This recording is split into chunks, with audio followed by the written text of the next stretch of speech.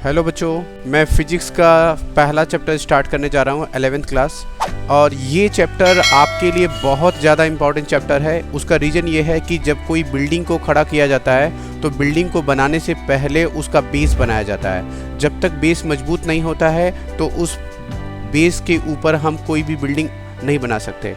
5 floor की अगर मुझे बिल्डिंग बनानी है तो मुझे उस बेस को इतना मजबूत करके रखना होगा जिससे मैं उस बेस पर ज़्यादा फ्लोर की बिल्डिंग को मैं बना सकता हूँ। तो एक तरह से मैं ये बात ओवरऑल यही कहना चाहता हूँ कि यूनिट्स एंड मेजरमेंट आपके लिए बहुत ज़्यादा इम्पॉर्टेंट चैप्टर है, क्योंकि ये इसलिए इम्पॉर्टेंट नहीं है कि आपके एग्ज़ाम में आता है, ये इसलिए इम्पॉर्टेंट है कि इसी को समझने से, इसी चैप्टर को पढ़ने से ही आपको जो है फिजिक्स समझ में आने लगेगी। क्योंकि इसके बिना फिजिक्स नहीं समझ में आएगा, क्योंकि ये शुरुआत है फिजिक्स की, ये बेस है फिजिक्स का, यहीं से फिजिक्स बनता है। चलो बिना लेट किए मैं स्टार्ट करता हूँ। तो सबसे पहले देखो, हमारा चैप्टर का नाम है, टाइटल क्या है हमारा चैप्टर का? Units and measurement. तो यूनिट्स एंड मेजरमेंट का मतलब क्या होता है बच्चे? यूनिट्स का मतलब क्या होता है? यूनिट्स का मतलब एक स्टैंडर्डाइजेशन। मैं एक स्टैंडर्डाइजेशन, एक पैरामीटर जिसके थ्रू मैं किसी चीज़ को डिफाइन कर सकूँ, इज कॉल्ड द यूनिट। तो यूनिट के थ्रू मैं किसी चीज़ को क्या कर सकता हूँ? डिफाइन करता हूँ। मेजरमेंट, ऑब्वियसली फिजिक्स में हर एक चीज़ का मेजरमेंट होगा, ठीक ना। तो उसके लिए हम लोग क्या करेंगे, तो एक टर्म होता है जिसका नाम है फिजिकल क्वांटिटी। तो फिजिकल क्वांटिटी क्या बचे? फिजिकल क्वांटिटी को समझने से पहले मैं आपको एक बहुत अच्छा एग्जांपल दूंगा जिससे आपको समझ में आ जाएगा कि फिजिकल क्वांटिटी क्या है। जैसे इंग्लिश सेंटेंस और पैराग्राफ को बनाने के लिए उसके लिए बेसिक एलिमेंट की ज़रूरत होती है। अगर वो बेसिक एलिमेंट नहीं होगा तो मैं इंग्लिश का कोई भी सेंटेंस नहीं लिख पाऊंगा। अगर वो बेसिक एलिमेंट ही नहीं होगा तो मैं कोई पैराग्राफ ही नहीं बना पाऊंगा, ना सेंटेंस बना पाऊंगा, ना पैराग्राफ बना पाऊंगा, ना ही वर्ड बना पाऊंगा। तो उस बेसिक एलिमेंट का नाम है अल्फ़ाबेट। तो इंग्लिश में ये अल्फ़ाबेट हमारे इंग्लिश लैंग्वेज के जो है बेसिक एलिमेंट होते हैं, और इन्हीं बेसिक एलिमेंट को जोड़ करके हम वर्ड्स बनाते हैं। इसी बेसिक एलिमेंट्स को जोड़ते वर्ड बनाते हैं, और वर्ड को कंबाइन करके हम लोग सेंटेंस बनाते हैं, और सेंटेंस को कंबाइन करके हम लोग पैराग्राफ बना लेते हैं, और जिससे हमारा एक इंग्लिश लैंग्वेज डेवलप होता है। आई होप क्लियर हुआ। तो मतलब इंग्लिश लैंग्वेज को डेवलप करने वाला कौन? अल्फ़ाबेट। अल्फ़ाबेट इसका मतलब ये बेसिक है और इसी से शुरू होता है। तो फिजिक्स को भी डेवलप करने के लिए, तो फिजिक्स में होता क्या है? फिजिक्स में हमारी जो सराउंडिंग होता है उससे इंटरेक्ट होते हैं, और उसमें जो भी एक्टिविटी हो रही होती है उसको हम जानने की कोशिश करते हैं कि हमारा जो है अर्थ जो है सन के चारों तरफ क्यों रिवॉल्व करता है। ऐसे बहुत से एक्टिविटी है, ठीक ना। हाँ, कोई भी चीज़ अगर हम ऊपर छोड़ते हैं तो वो नीचे क्यों आती हैं। तो ये जितनी भी चीज़ें हैं उस पर एक्सपेरिमेंट होती हैं, साइंटिस्ट उस पर एक्सपेरिमेंट करता है, और एक्सपेरिमेंट करने के बाद वो लॉ देता है। और उस लॉ को रिप्रेजेंट करने के लिए कि मैं उसे कैसे रिप्रेजेंट करूं, उसको रिप्रेजेंट करने के लिए हमें फिजिकल क्वांटिटी की ज़रूरत होती है। तो फिजिकल क्वांटिटी की ज़रूरत होती है।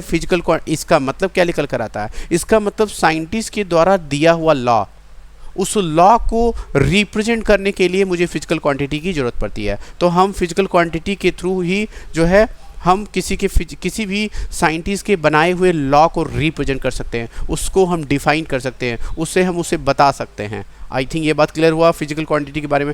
प्लस फिजिकल क्वांटिटी क्या करता है? देखो लिखा है physical quantity which can measure by an instrument. Physical quantity जो होता है, किसी भी मैटर का फिजिकल क्वांटिटी हम मेजर कर सकते हैं इंस्ट्रूमेंट्स के थ्रू। आई थिंक ये क्लियर हुआ। तो देखो क्लियर कर देता हूँ मैं, पूरा टॉपिक आई थिंक समझा दिया। तो the quantity which can measure by the instrument, ठीक ना, उसको हम फिजिकल क्वांटिटी कहेंगे। मतलब जिस चीज़ को हम मेजर कर सकते हैं उसको हम लोग फिजिकल क्वांटिटी कहते हैं। अच्छा, जिस चीज़ को मेजर कर सकते हैं तो हम लोग उसको फिजिकल क्वांटिटी कह सकते हैं। तो मेजर भी कई अलग अलग वे में हम उस चीज़ को मेजर करते हैं। जो अलग अलग मेजर करते हैं, तो कितने अलग तरीके से मैं उस चीज़ का मेजरमेंट कर सकता हूँ, कितने अलग वे में उस चीज़ का मेजरमेंट कर सकता हूँ, उन्हीं अलग वे को ही हम फंडामेंटल फिजिकल क्वांटिटीज बोलते हैं। जैसे ये हमारे इंग्लिश के फंडामेंटल है एलिमेंट है जो इंग्लिश को बनाती हैं, तो वैसे ही फंडामेंटल फिजिकल क्वांटिटी होती हैं जो फिजिक्स को बनाती हैं।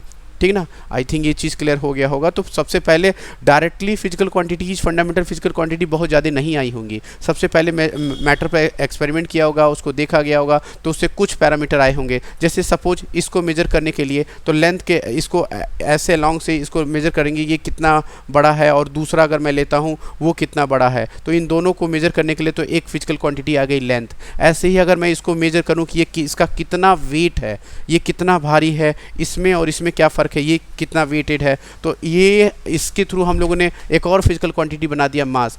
ऐसे ही फिजिकल क्वांटिटी आएंगी, ठीक ना। तो वन बाय वन करके हम लोग डिस्कस करेंगे। तो देखो क्या लिखा है, and by means of which can be describe the law of the physics are called the physical quantity.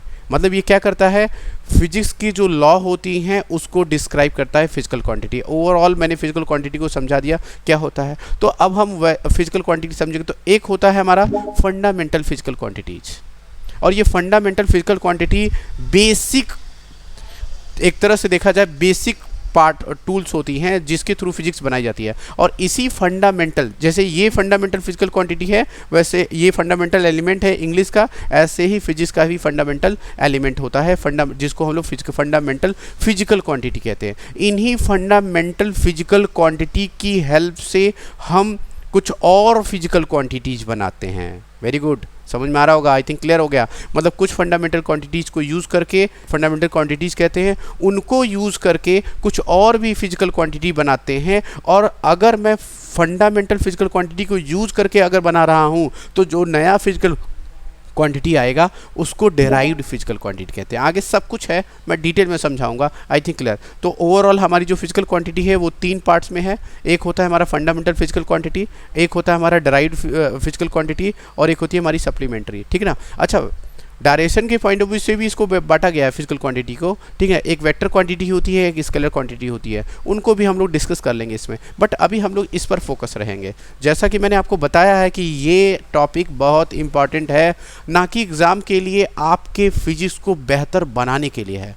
तो आप और चैप्टर को उतना ध्यान से ना पढ़िए, बट इस चैप्टर को बहुत ज़्यादा ध्यान से पढ़िए, क्योंकि यही आपके फिजिक्स का बेस बनाएगा। और इसे मजबूत करिए तो आपकी फिजिक्स बहुत मजबूत हो जाएगी, ठीक है ना। तो आगे देखो, हमारी जो फंडामेंटल क्वांटिटी होती है तो फिजिकल क्वांटिटी हो गई। अब हमारी क्या होती है, जो है फंडामेंटल क्वांटिटीज़। तो देखो फंडामेंटल क्वांटिटीज़ क्या होती है, the basic physical quantity which are independent of the other quantities are known as fundamental quantities. तो बच्चे fundamental quantity just like as A B C is a fundamental physical quantity, वैसे ही fundamental quantity जो होती हैं वो independent होती हैं, वो किसी पर डिपेंडेंट नहीं होती है। हाँ, फंडामेंटल क्वांटिटी की हेल्प से डेराइव्ड क्वांटिटी बनाई जाती है। तो देखो, in the same manner the units which can B derived, ठीक है, from the fundamental units, yes, fundamental physical quantities की हेल्प से जो यूनिट्स बनाई जाती है उनको डेराइव्ड यूनिट कहते हैं। दोनों की दोनों फिजिकल क्वांटिटी है, बट ये इनकी हेल्प से बनाया जाता है डेराइव्ड फिजिकल क्वांटिटी, तो इसलिए इनको डेराइव्ड कहेंगे, क्योंकि ये डेराइव्ड हुई हैं, किससे डेराइव हुई हैं, फंडामेंटल फिजिकल क्वांटिटी से डेराइव हुई हैं, इसलिए इनको डेराइव्ड फिजिकल क्वांटिटी कहते हैं। अच्छा जी, तो मतलब 2 फिजिकल क्वांटिटी हो गई, एक तो फंडामेंटल होती है जो डिपेंड नहीं करती है, और एक जो है डिपेंड करती है। जैसे छोटा सा एग्जाम्पल, ठीक है ना। अब देखो, बच्चे जो होते हैं वो मम्मी पापा पर डिपेंडेंट होते हैं, ठीक ना। बच्चे जो होते हैं वो मम्मी पापा पे डिपेंड करते हैं, ठीक है ना। उसी तरीके से जो डेराइव्ड फिजिकल क्वांटिटी होती है वो फंडामेंटल फिजिकल क्वांटिटीज़ पर डिपेंड करती है, मतलब वो उससे ही बनती है। आई थिंक क्लियर है। अच्छा, दूसरा पॉइंट देखो, फिजिकल क्वांटिटी क्या है, all the other quantities may be express in term of physical fundamental quantity. तो जितनी भी क्वांटिटीज होती हैं उनको हम किस पे एक्सप्रेस करते हैं, फंडामेंटल क्वांटिटीज में एक्सप्रेस करते हैं, ठीक ना। They are independent of each other, yes, ये एक दूसरे पे इंडिपेंडेंट होते हैं। कोई फिजिकल क्वांटिटी, फंडामेंटल क्वांटिटी का कोई भी physical quantity, again I repeat, fundamental quantity जितनी है वो सारी की सारी फिजिकल क्वांटिटी एक दूसरे से डिपेंडेंट नहीं होती हैं, ठीक ना। And can not be obtained from one another, ठीक ना, उसको किसी और से नहीं लाया जा सकता है। हाँ, बट डिराइव्ड फिजिकल क्वांटिटी को फंडामेंटल क्वांटिटी की हेल्प से लाया जाता है। आई थिंक ये क्लियर हो गया।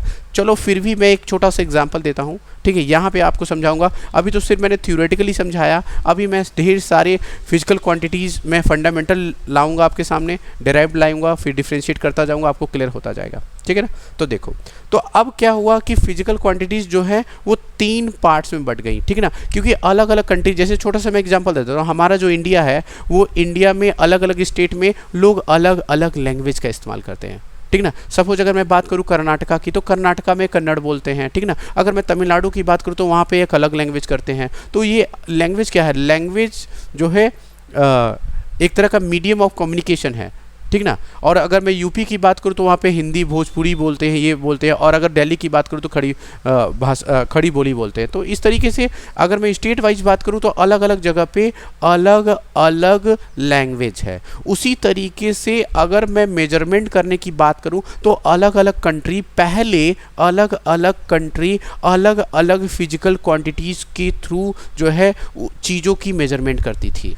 तो जो छोटा सा एग्जांपल देता हूँ, तो 3 यूनिट सिस्टम थे पहले। तो पहली यूनिट सिस्टम को हम लोग सीजीएस यूनिट सिस्टम बोलेंगे। अगेन आई रिपीट, पहली यूनिट्स को हम सीजीएस यूनिट सिस्टम बोलेंगे, और दूसरे को हम लोग एफपीएस यूनिट सिस्टम बोलेंगे, और हम तीसरे की बात करें एमकेएस यूनिट सिस्टम बोलेंगे। आई थिंक क्लियर हो गया। मैं और डिटेल करता हूँ, ठीक है बच्चे, और डिटेल करता हूँ। देखो, अगर मैं बात करूँ लेंथ की,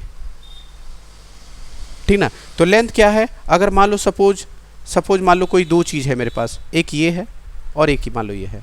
तो अब देखो, अब इन दोनों को मैं किससे कंपेयर कर सकता हूँ कि इन दोनों में बड़ा कौन है, ठीक ना। तो ये बड़ा है और ये छोटा है। तो एक तरह से मैंने इनको लेंथ वाइज मैंने इनको कंपेयर किया, तो एक फिजिकल क्वांटिटी आई लेंथ वाइज। तो अब लेंथ की यूनिट जो है सीजीएस सिस्टम में, सीजीएस सिस्टम ऑफ यूनिट में जो है लेंथ को जो है सेंटीमीटर से रिप्रेजेंट किया जाता है। लेंथ की जो यूनिट होती थी वो सेंटीमीटर होता था, सेंटीमीटर, ठीक ना। और अगर मैं मास की बात करूं, मास मतलब अगर मान लो ये कोई चीज़ है और सेम यही एक और दूसरी चीज़ है, तो आप इन दोनों में देखो एक तरह से डिफ्रेंशिएट कर सकते हैं किस में मास ज़्यादा है, ठीक ना। तो इसमें मास ज़्यादा है, इसमें मास कम है। तो एक तरह से मैंने ये दोनों मैटर को मैंने एक कंपेयर किया और दोनों मैटर को मैंने एक तरह से मेजर किया। तो क्या मेजर किया, मास को मेजर किया। तो मास को मेजर करेंगे तो फिर उसका भी एक यूनिट देंगे, तो उसका भी एक यूनिट था, और इसको सीजीएस यूनिट में जो है उसकी यूनिट क्या होती है, ग्राम होती है। आई थिंक क्लियर हुआ। उसी तरीके से टाइम, तो स्टार्टिंग में 3 ही यूनिट सिस्टम आई थी, लेंथ, मास और टाइम, ठीक ना। तो टाइम की यूनिट क्या हो गई, सेकंड हो गई। तो ये बच्चा हमारा यूनिट हो गया। और ये मैंने अभी यूनिट कौन सा यूनिट समझाया, अभी मैंने सीजीएस यूनिट को समझाने की कोशिश किया। अगला बच्चा मैं समझाने जा रहा हूँ एफपीएस यूनिट सिस्टम। तो बच्चे एफपीएस यूनिट सिस्टम में भी 3 ही यूनिट सिस्टम थी। पहले लेंथ को मेजर किया गया, और लेंथ को यहाँ पर जो मेजर किया तो उसका यूनिट क्या दिया गया, यहाँ पर लेंथ को पहले फुट में मेजर किया जाता था। अगेन आई रिपीट, लेंथ को पहले फुट में मेजर किया जाता था। और अगर मैं बात करूँ मास की, तो मास को यहाँ पर पाउंड में मेजर किया जाता था। अगर मैं बात करूँ टाइम की, तो यहाँ पर टाइम को जो है सेकंड में मेजर किया जाता था। तो ये देखो, ये हमारा हो गया हमारा एफपीएस यूनिट सिस्टम। तीसरी यूनिट सिस्टम की बात करते हैं, एमकेएस यूनिट सिस्टम। यही एमकेएस यूनिट सिस्टम को एक्सटेंड किया गया जब एक्सपेरिमेंट हुआ, तो और भी फिजिकल क्वांटिटी आई, और वो भी फिजिकल क्वांटिटी हमारी फंडामेंटल फिजिकल क्वांटिटी बनी। मतलब पहले 3 थे, उसके बाद जब एक्सपेरिमेंट हुआ और आ गया, तो वो जो है एमकेएस यूनिट सिस्टम को ही एक्सटेंड कर दिया गया, और वो एक अलग यूनिट सिस्टम बनाया गया, उसको एसआई यूनिट सिस्टम बोलते हैं। और हम लोग ज़्यादातर एसआई यूनिट सिस्टम को यूज़ करेंगे, ठीक है। आई थिंक क्लियर हो गया, क्योंकि वो स्टैंडर्डाइज होता है। अब मैं बताऊंगा क्या होता है स्टैंडर्डाइज, मैं सब समझाऊंगा। पहले हम लोग एमकेएस की बात करते हैं। एमकेएस यूनिट सिस्टम में अगर लेंथ की बात करूँ, तो बच्चे लेंथ जो होता है, लेंथ का जो मेजरमेंट होता है, इसमें मीटर से उसकी यूनिट को रिप्रेजेंट करते हैं।